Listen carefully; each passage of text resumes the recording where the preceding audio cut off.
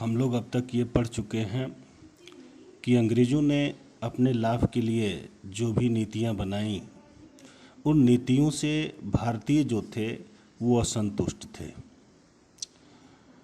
वे काफ़ी समय तक उनकी प्रताड़ना सहते रहे, लेकिन सहनशीलता की भी एक सीमा होती है, धैर्य की भी एक सीमा होती है और परिणाम स्वरूप विद्रोह हुआ। जब अंग्रेज़ों के नई नीतियों ने भारतीयों को प्रताड़ित करना शुरू कर दिया तो उनके धैर्य अपने सीमा को लांघ गया और फलस्वरूप विद्रोह हुआ।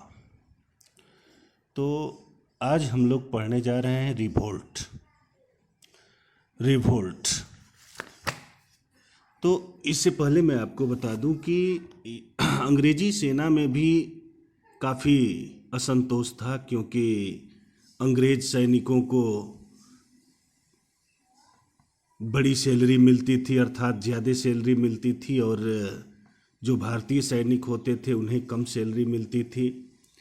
इसके अलावा धर्म के आधार पर भी जो है इनके अंदर जो है उस तरह की भावना आ गई, जैसे कि इन्हें बताया गया कि जिस कारतूस को पकड़कर बुलेट को ये लोग दांत से खींचते हैं, उसके ग्रीस जो होते हैं गाय के या सूअर के चर्बी के बने हुए थे। तो जब इन लोगों को ये आभास हो गया कि ये अंग्रेज जो है हम लोगों को बर्बाद कर रहे हैं, तो फलस्वरूप जो है रिवोल्ट शुरू हो गया। आइए देखते हैं सन 1857 में।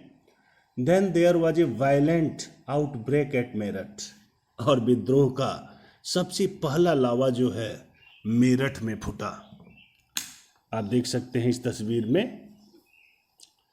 अब हम द सीपोज मार्च टू दिल्ली, जो भारतीय सिपाही थे वो दिल्ली पहुंचे, और देखिए long leave our emperor Bahadur Shah, और दिल्ली के उस समय बादशाह जो थे बहादुर शाह थे, और बहादुर शाह की वे जय जयकार कर रहे हैं यहाँ दरबार में। आप देख सकते हैं द रिबेलियन स्प्रेड वाइडर, विद्रोह और विस्तृत होता गया। अब आप इधर देख सकते हैं many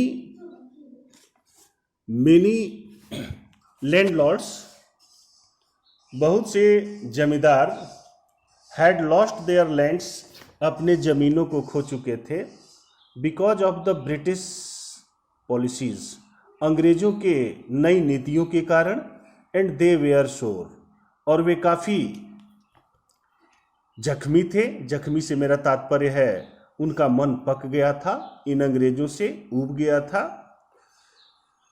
the white man's rule must end, यहाँ आप देख सकते हैं ये लोग बात कर रहे हैं अंग्रेजों के शासन का अंत होना चाहिए। The white man's rule must end, अंग्रेजों के शासन का अंत होना चाहिए।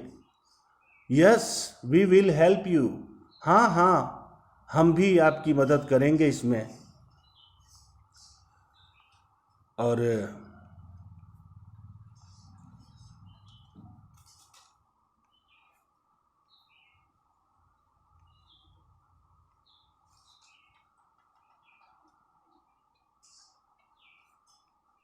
अब आप यहाँ देखेंगे लास्ट लाइन है, लास्ट टॉपिक है द फाइट फॉर फ्रीडम, स्वतंत्रता के लिए लड़ाई। मेनी फॉर्मर रूलर्स लाइक बेगम हैरत महल ऑफ लखनऊ वेयर बीटर, पहले के बहुत से शासक जैसे कि बेगम हैरत महल जो लखनऊ की थी, उनका भी मन जो है अंग्रेजों से पक गया था। बीटर से तात्पर्य है तीता, यानी अंग्रेजों से वो भी असंतुष्ट थी। The white man has taken away my kingdom, देखिए यहाँ कह रही हैं कि अंग्रेजों ने हमारे साम्राज्य को छीन लिया है। पॉपुलर लीडर्स लाइक मौलवी Ahmadullah of Faridabad told the people. लोकप्रिय नेता फरीदाबाद के लोकप्रिय नेता मौलवी अहमदुल्लाह ने लोगों को बताया, क्या बताया? राइज ब्रदर्स राइज, जगो भाइयों जगो, द अंग्रेज इज रियोनिंग आवर लैंड। ये जो अंग्रेज हैं हमारी मातृभूमि को नष्ट कर रहे हैं, बर्बाद कर रहे हैं।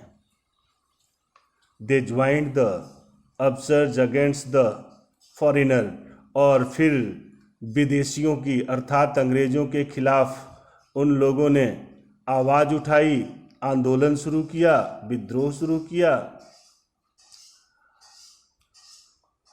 आप देख सकते हैं, the people rose everywhere in Bareilly, Kanpur, Allahabad, यानी हर जगह के लोग जो है विद्रोह करने लगे। बरेली के, कानपुर के, इलाहाबाद के सभी लोग जो है, हर जगह के लोग अंग्रेजों का विरोध करने लगे। अजीमुल्ला खान टोल्ड तात्या टोपे, अजीमुल्ला खान ने तात्या टोपे से कहा, we should have Peshwa Nana Saheb as our leader in this war of independence. इस स्वाधीनता की लड़ाई में हमें पेशवा नाना साहब को अपने लीडर के रूप में, नेता के रूप में रखना होगा। The patriots pounced upon the British, और इस प्रकार से जो देशभक्त थे वो छलांग लगा दिए अर्थात अटैक किए। एंड फॉट फिस्ट battles all over North India, और इस प्रकार से पूरे उत्तरी भारत में घमासान युद्ध शुरू हो गया। अब आप यहां देख सकते हैं, 80 year old Kunwar Singh of Bihar, 87 वर्षीय बिहार के कुंवर सिंह को रिस्ट यानी उनको गोली लगी, और यहाँ आप देख रहे हैं वो अंतिम विदा ले रहे हैं। मदर गंगा, हे माँ Gange, this is my last offering to you, यह मेरी आपसे अंतिम प्रार्थना है। तो हमने देखा कि अंग्रेजों ने भारतीयों को काफ़ी प्रताड़ित किया और वे नई नई नीतियां बनाकर भारतीयों का दमन करते रहे, और बहुत सारा पैसा हमारे देश में कमाते रहे। अपने लाभ के लिए वे नई नई नीतियां बनाए और भारतीयों का दमन किया।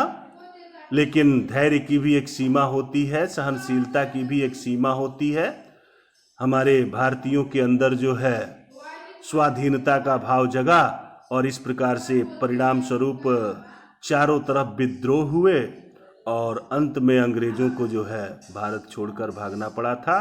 तो मेरे प्यारे बच्चों, ये आपका जो है तीसरा पार्ट था, द ग्लिम्पस ऑफ द पास्ट, और कल हम इसका क्वेश्चन आंसर आपको भेज देंगे। थैंक्स।